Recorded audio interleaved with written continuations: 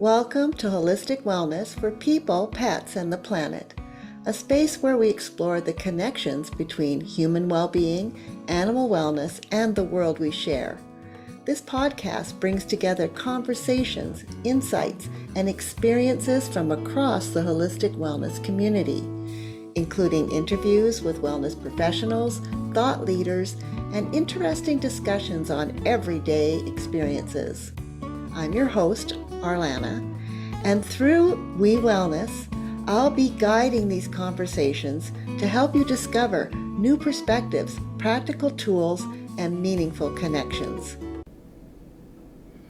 Today we welcome Cindy Chipchase.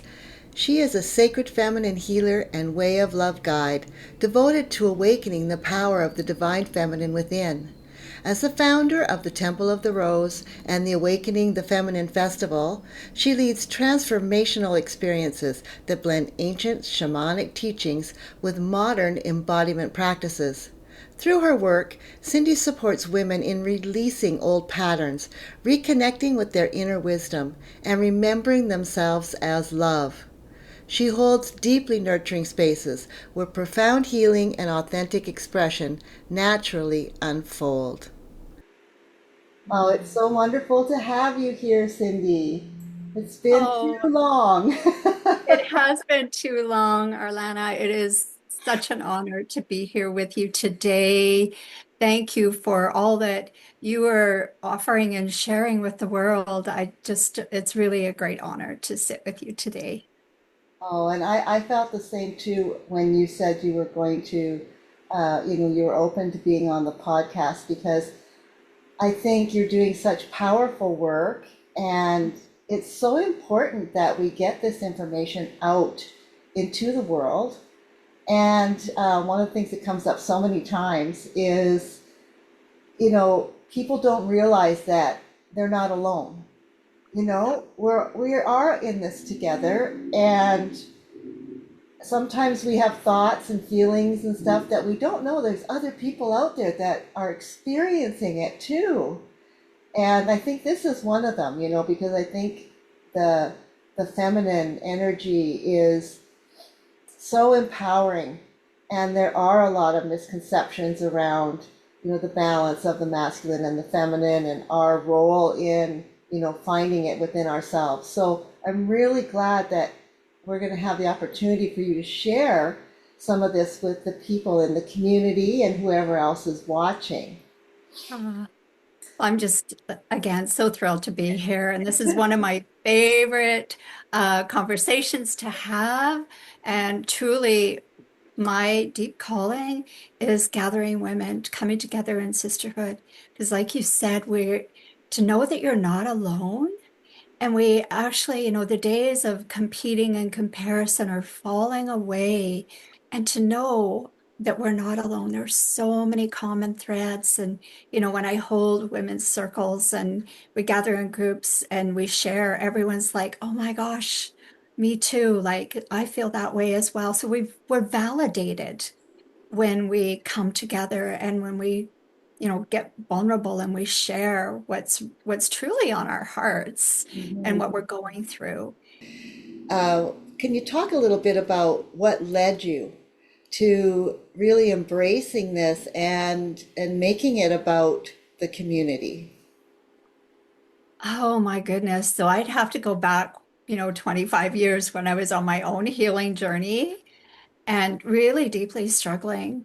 And there were a few women who circled me, encircled me and held me and allowed me to be vulnerable. And I realized, the power of being vulnerable and of sharing. And so I began my own healing journey. And as I healed, I just really felt that there's something, what I was experiencing through energy healing and through yoga, that this was something that was a deep calling on my heart to share because of how it was transforming my life. So I began, uh, I did my yoga teacher training, began teaching classes, began offering energy healing sessions, and then teaching Reiki after that. So it slowly was evolving, and I was seeing how women were really loving coming together, in yoga classes and then in Reiki classes and circles. So it's kind of started there. And I've been supporting women for, well over 2 decades. I'm a coach as well. I coach for Your Year of Miracles, as well as my own coaching practice. So I'm a master coach, more of I like to think of it as more of a divine feminine healer, spiritual mentor, guide. And truly, my path is guiding women on the way of love back home to themselves. And so this, I find, I do it individually, but there's so much power in groups. So I do, group coaching where we come together and women get to share.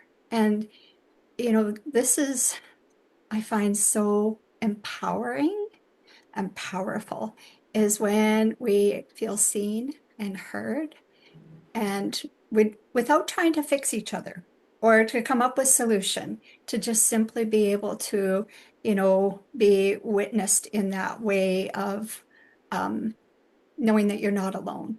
So this is kind of where I've found that there's so much power lies in that, in the coming together and being seen and heard. Mhm. So how do you relate that back and tie in that connection to the, realigning with our feminine energy? Well, it's all about coming home to ourselves. Like we're calling all of our power back from, we give our power away to people, to situations. We've been so conditioned to overgive and to power through, right? Even when we're exhausted. So it's about calling your energy back onto yourself and really I call it come home to you. So that's actually one of my programs is really learning how to come back home to our own hearts, our own wombs, our own wisdom centers, and be able to sit in that space and be able to respond rather than being reacting and feeling what's really true for ourselves versus what's expected of us. Mhm. So we begin, excuse me, to connect with our own true feelings and to find our own voice when we come home to ourselves. And, this is never something that we've been taught to do as women, right? We serve, our families, our partners, our communities, our in our work, we're always serving everyone but ourselves. Mostly is what I find when women come, they're like, oh, it's like this soft place to land and feel like they can be nurtured. So So, I understand the whole journey and the decades of work. I know you Uh, do. so it is interesting. And so I just wanted to touch on because we do it over such a long period of time, it maybe is a little harder to pinpoint, but what is the transformation that you think it made in your own life as far as the way you shifted and the way you now move through the world compared to before you identified and started doing this work? Oh my gosh. So I would call it, I guess, on the hamster wheel. I was working multiple jobs. I loved all of them actually. But I was just striving and striving. I felt like when I look back now, like I was trying to find something. I was trying to feel fulfilled. So I was, doing all the things that I thought would fulfill me, but all it did was burn me out. I ended up with chronic pain. I ended up with a severe back injury, and my relationship started to suffer. I just wasn't happy. And, you kind of have to sometimes have that, the universe sends the little pebble and then it's the 2x4 and then it's the truck. Well, I got the truck. And so I just had to really gather myself and realize that even though the work that I was doing was felt fulfilling, it wasn't filling my soul. It wasn't nurturing me. It was it was giving me a sense of identity. I was getting, I was very successful in what I was doing. And so that all, it felt good. But I realize now it was not sustainable because I was leaving myself out of out of the whole picture. I wasn't nurturing and caring for myself. I didn't have a self-care practice at all. Mhm. And so when I had to kind of came to, you know, not a screeching halt, but pretty close. I just slowed right down. And that's when I realized, okay, this this is not working anymore. I need to do something Mhm. to heal my life. I was more concerned at that point of healing my physical body so that I didn't have all the pain. But as I started to heal, what I realized is what was missing was the connection to my soul. That's the spirituality, right? So what began as a journey of physical healing actually was the start of a very deep and profound spiritual journey, awakening, actually. And so that's been, it's a process, as we both know, right? It's not something that just happens overnight or even in a year or so. That's the thing I would say, like, but it's such a beautiful journey. And now, I live pain-free. I love what I do. I get to support women on their journey of awakening.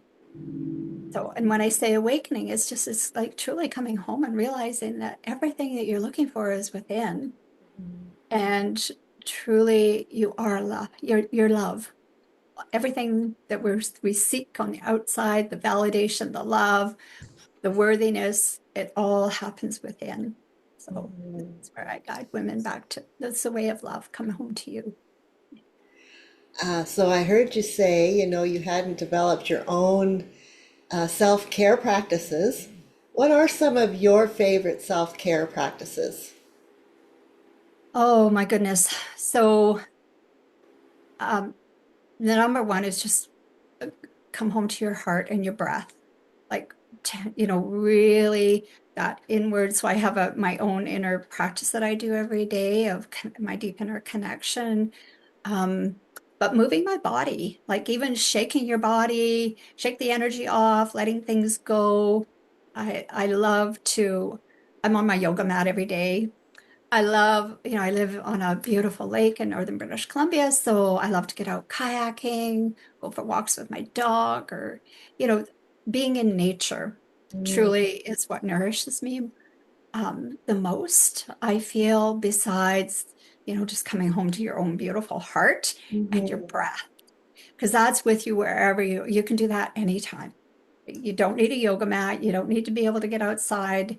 You just take those very intentional breaths to connect with your heart, and Yes. it just starts to calm your nervous system. And it's just like you come home to yourself. So that to me is the deepest and most profound Mhm. self-care. Those are beautiful expressions. I love that. That the breath is something that, we don't give enough credit to, I don't think, as far as the value and the way it grounds us and the way it calms us and, our nervous system.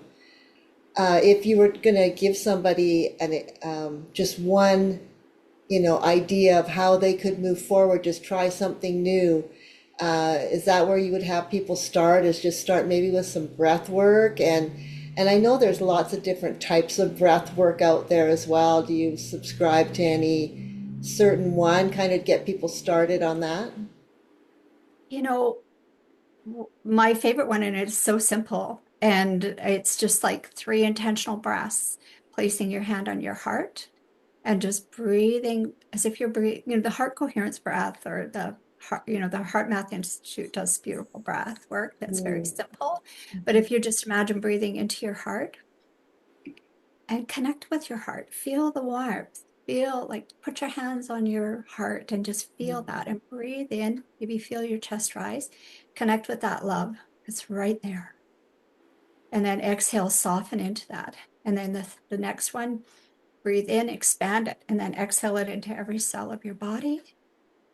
And then that third intentional breath, I breathe in And then I imagine sending that breath out as a pathway before me that I lead with love. That love from my heart is my guiding light for my day or for this next conversation I'm going to have, or for, whatever it is that's arising for you. 3 simple breaths, slow, deep breaths can really bring you present.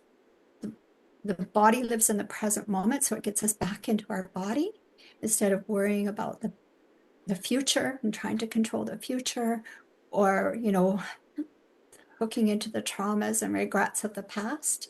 It's just like brings you right here, right present. Mhm. And so and it starts to calm your nervous system down. So that's my favorite, and it's so simple that we can do it anywhere. Mhm. Oh, I love that. That's really, really valuable. Mhm. Uh, do you have a specific person in mind when you are, thinking about people you want to invite into your community, or is there a transformation or something going on usually that is a key factor in the people that reach out to you? Um, Often when it's women that reach out, is they're just feeling like oftentimes they're overwhelmed, but they feel like there's something missing.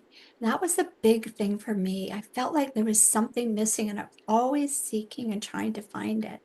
What it was my own deep connection to my heart, to my soul, to my own wisdom, my own intuition. So it's women that are, often will come, they're in pain, physically, mentally, emotionally, spiritually disconnected, is often where women will come in as just looking for just some guidance, like, Mm. and not knowing where to start. Okay? And then there's also women, I work with women who are well immersed in their journey, and they just really want to go deeper. They want to just really dive into the divine feminine healing, and truly leading and living their lives from that place of love. So there's kind of, that's kind of an entry point for women, is the first one scenario where they're overwhelmed. They know there's something missing for their lives, and they're just not sure, where to begin. Mhm. And then, often I work with women for years as they progress through their, um, journey, their awakening, right?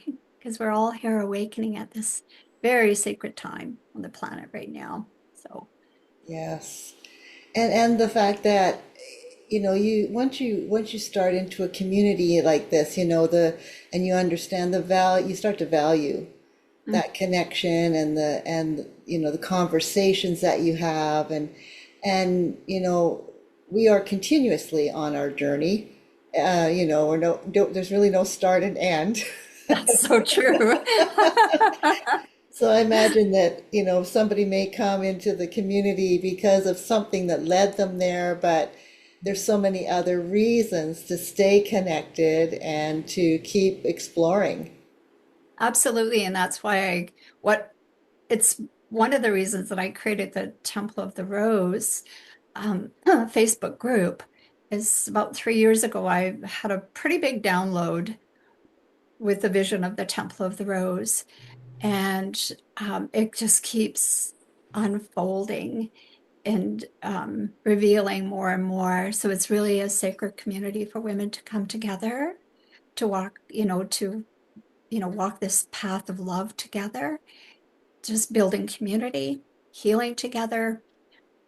So whether you like, if women want to join in the Temple of the Rose just to be part of the community and the beautiful things that happen inside of the community, the tea talks, and I do weekly oracle readings, I have festivals inside of the Temple of the Rose, Awakening the Feminine Festival.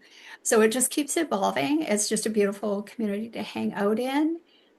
Just feel that you can feel the energy Mhm. of being held, because the women that come in there are really ones that are opening, have open hearts and are,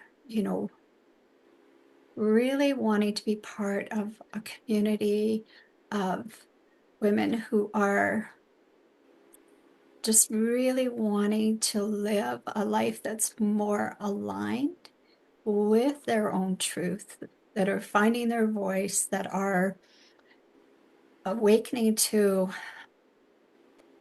a, a different way to live. Mm-hmm. Right? And being a shaman too, I'm very, very connected to the earth. I think that's why I just love nature. For me is the ultimate healer. You know, go put your feet on the bare feet on the earth, or go lean up against a tree that's just has magnificent energy, right? Yeah. So really, that's so much a part of it. So it's really this alchemy of, you know, di divine feminine energy, of shamanism, of, energy healing, of basically just a very loving community. So, yeah. Yes. We are so much stronger together, and we grow when we're together, and we support one another, and this is so powerful. It really is beautiful, that you found your way through this to a point where you feel comfortable leading others on this journey as well. And I think that's just the most beautiful part of it all. Mhm. And, another thing I want to add, it takes great courage to walk this path. Like it's so much, it may feel easier, like you said, excuse me, to shut down or close off and keep to ourselves and try to, protect ourselves from the outside world or whatever's happening. It takes great courage to walk this path and of your own healing, of your own awakening in times when it feels like I really don't want to engage in the world right now. But Mhm. this is, in relationships and things that are happening, this is where our awakening happens. And this is where we really truly learn how to love. Mm. And, is, actively being in the world. Mhm. Mhm. So, and it's so much easier to, like you said, to do it together. It's pretty scary and to do it on our own. And so Yeah, even to just hang out in the energy is helpful, is what I find. Yeah. absolutely. Yeah, that is so valuable. I think community is one of the things that, we've kind of lost the true sense of community a lot in the world today. There's so much division, and people against people and this and that, that people feel they have to choose, a Mm, certain direction. And it has caused a lot of separation between families and loved ones. And it's nice to have a space where you can come back together, and that that's not going to be an issue. That's not going to be something standing in your way from making, really valuable connections and having those really deep conversations where you feel safe. absolutely. And, I love that. And there are not a lot of places where we can have these types of conversations or ask the questions, without fear of judgment or, so that's where and there are communities, you know, popping up all over the place. So whatever it is that, speaks to your heart, wherever you're called to or drawn to, just be curious, I would say, just to, check things out and just feel into what feels right for you. Hmm. And, I had someone asked me the other day, well, how do you just, people are asking me like, because they're, um, you know, in one of my programs where we're going really deep, is like, how do you explain this? And I'm like, it's really hard to explain, right? So it's more like tap into just maybe share how you feel. How are you feeling? Because our feelings are the language of the soul. So really tapping into how does this feel for me? Rather than trying to be in the head to explain it, but just really drop into, oh my gosh, I feel calmer. I feel more grounded. I feel like I can access my heart and my wisdom more. Mm. I feel like I belong. Belonging is Yeah. huge. right? So I Absolutely. feel, yeah, so it's just more tap into the feelings instead of from the mind trying to analyze or explain what it is. Just um, trust your feelings, right? That is such a good point. I'm so glad you brought that up because I am a very analytical person. Wait, that's the way we've been taught I, to be. oh yes, I have to often remind myself to take a breath and, and to feel my way. So that's such a good reminder. I thank you so much for that. When in doubt, what am I feeling right Oh now my instead of goodness. what am I Yeah, thinking? That gets us out absolutely. of our mind and into our body, which is where, that's the present, right? When we really drop in and connect to the feeling, that puts us in the present moment instead of the mind is just hopping all over the place, For right? sure, for sure. Yeah. So, I try to bring this up in each talk because I think it's such a valuable way to kind of, uncover some of the hidden parts. But is there a common, myth or misconception about around what you do or what people might expect when they, want to, reach out and to maybe get involved in doing some of this work? Mm. Well, I think that one of the biggest things maybe is um, coming with expectations that um, someone can fix something for you or that it can happen, you know, in 3 months, my life is going to be transformed. So these coming with expectations, I think, is probably one of the things that kind of acts as a little bit of a barrier to truly being able to. So expecting, you know, others to walk point you in the direction. Okay, here you go. Just do this, this, this, and this, and you'll feel better, Mm-hmm. right? So it's more about really coming in. And so I like to think of myself more as a guide, right? And I'm very intuitive, so I can sense and feel like, okay, let's just feel into this and let's look at this perspective and let's go for that higher perspective, like that eagle's perch. And so from there, I I can't walk your path for you. I can't, I can be there guiding you, be the guiding light, and offer, a higher perspective of what a way to maybe look at something from a different, vantage point, viewpoint. And so to help you find your own solution. So, we want people to come up with solutions for us, right? Mm-hmm. But everything is within our own, all that we need is within. And so it's accessing that. So I help you access your own wisdom, your own truth, the love that's within you, so that you get to walk your own path that's unique to you. So, um, it's not a cookie cutter, do this and you'll feel Yes. better, right? Yeah. So it's very, because we're not that way, right? Mm-hmm. Yeah. Wow. I think, everything you shared has just been so perfect for this conversation. And I think it's going to be really, really just kind of like an awakening in itself for a lot of people.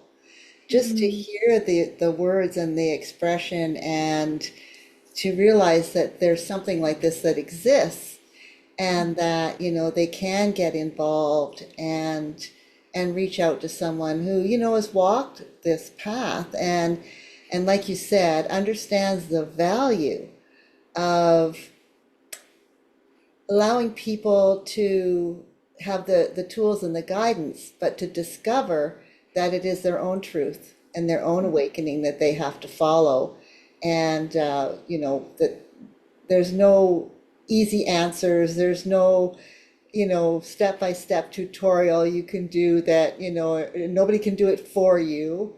So these are all really key in understanding when you're, looking for a practitioner, or you're looking to work with someone, or you want to join a community, that, you're looking for someone who holds those kind of values and Mm, expectations, because there's a lot of noise out there, there is, I agree. and a Absolutely. lot of stuff, choices you can make.